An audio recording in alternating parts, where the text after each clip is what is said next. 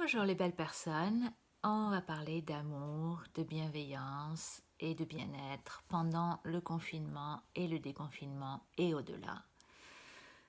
Surtout aujourd'hui parce que je voudrais vous parler de la façon de s'aimer soi-même, de s'apprécier, de s'accepter et d'avoir plus de respect et de bienveillance envers soi pour être plus heureux, mais aussi pour être capable d'avoir plus de respect, de bienveillance et de tolérance envers tous les autres.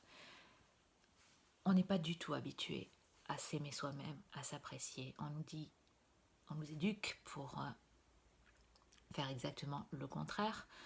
On nous apprend que les gens qui ont une bonne opinion d'eux-mêmes sont prétentieux, sont arrogants, et que quand on s'occupe de soi-même avant de s'occuper des autres, c'est de l'égoïsme. Mais qu'est-ce qui se passe en réalité quand on est dans une relation où on donne tout à l'autre personne et où on essaye de se conformer à l'image que cette personne peut avoir du partenaire idéal ou de la partenaire idéale?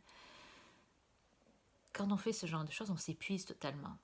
On donne tout son amour, toute son affection, toute son énergie, tout son temps à quelqu'un d'autre, ce qui fait qu'on est complètement épuisé soi-même, physiquement, émotionnellement, mentalement. Et donc, on attend tout de cette personne-là en retour. Parce qu'on a besoin d'être apprécié, on a besoin d'être aimé, on a besoin d'être soutenu. Ce sont des besoins fondamentaux dont on ne peut pas se passer. Ce qui fait qu'à chaque fois que cette personne ne va pas être d'humeur, va faire des erreurs, et ça arrive forcément, on va lui en vouloir terriblement parce qu'on est blessé, parce qu'on a besoin de son amour, on a besoin de son soutien, on a besoin d'être apprécié, d'être reconnu. Et c'est vrai pour toutes nos relations. Tant qu'on n'est pas capable de se donner soi-même l'appréciation, la reconnaissance, le respect, l'espace vital dont on a besoin, et tant qu'on attend tous les autres, on est en fait une personne totalement insupportable, même si on a l'impression d'être très généreux, et si on l'est, mais ça ne nous rend pas plus facile à vivre, au contraire, et ça ne nous rend absolument pas plus heureux. Donc la seule façon d'arriver à survivre soi-même et à cohabiter avec les autres, et c'est particulièrement important évidemment en ces temps de pandémie, de changements dans la société qui font que déjà à cause de la situation sanitaire, on est en danger, on est plus fragilisé, nos émotions sont exacerbées, on a encore plus besoin de se sentir fort et on a encore plus besoin d'apprendre à fonctionner comme une communauté et à s'entraider au lieu de tous s'agresser mutuellement. C'est très difficile de se persuader qu'on peut s'aimer soi-même parce que notre dialogue intérieur en général est très très très très négatif.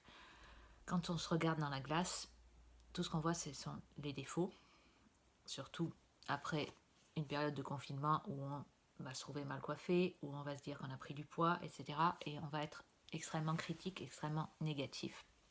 Et pourtant, la façon la plus efficace d'apprendre à être bienveillant envers soi-même et à s'apprécier, c'est le travail dans le miroir, le fait de se regarder et de se dire qu'on s'aime, qu'on s'accepte totalement tel qu'on est et qu'on accepte tous ses défauts, toutes ses imperfections. Alors au début c'est très difficile, mais c'est tout à fait possible. Vous avez peut-être entendu parler de la méthode Coué, qui était très populaire il y a à peu près un siècle, parce qu'elle marche, qui consistait à se répéter une formule en face du miroir, n'importe laquelle, pour booster son estime, son moral, son courage. Et donc il suffit en fait de se répéter suffisamment souvent, suffisamment longtemps, que on s'accepte totalement tel qu'on est et qu'on va se soutenir totalement dans n'importe quelle situation.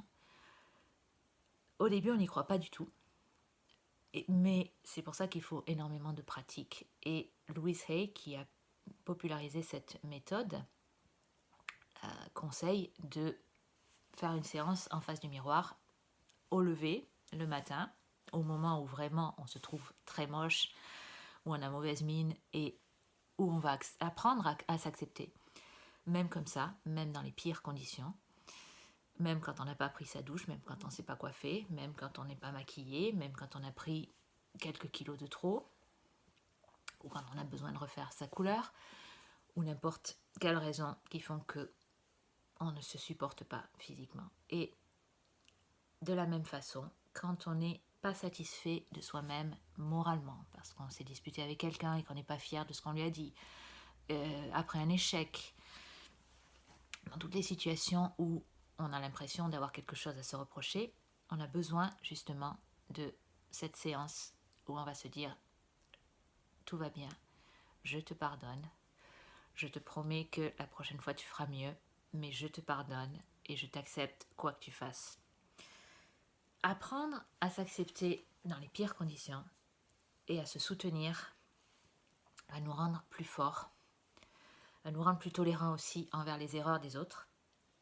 Parce que quand on arrive à se pardonner à soi-même, on arrive à pardonner aux autres.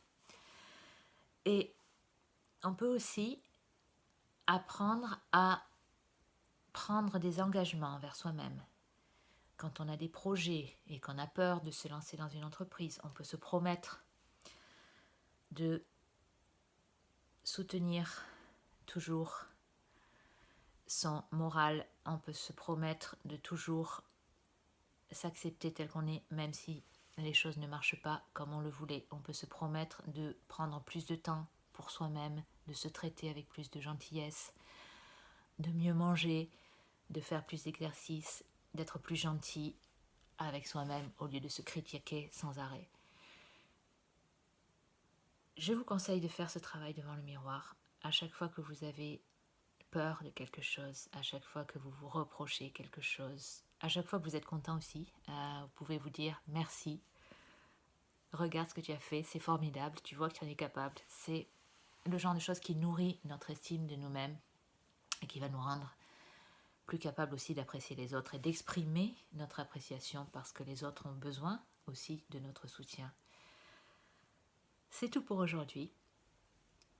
Restez en ligne et prenez bien soin de vous.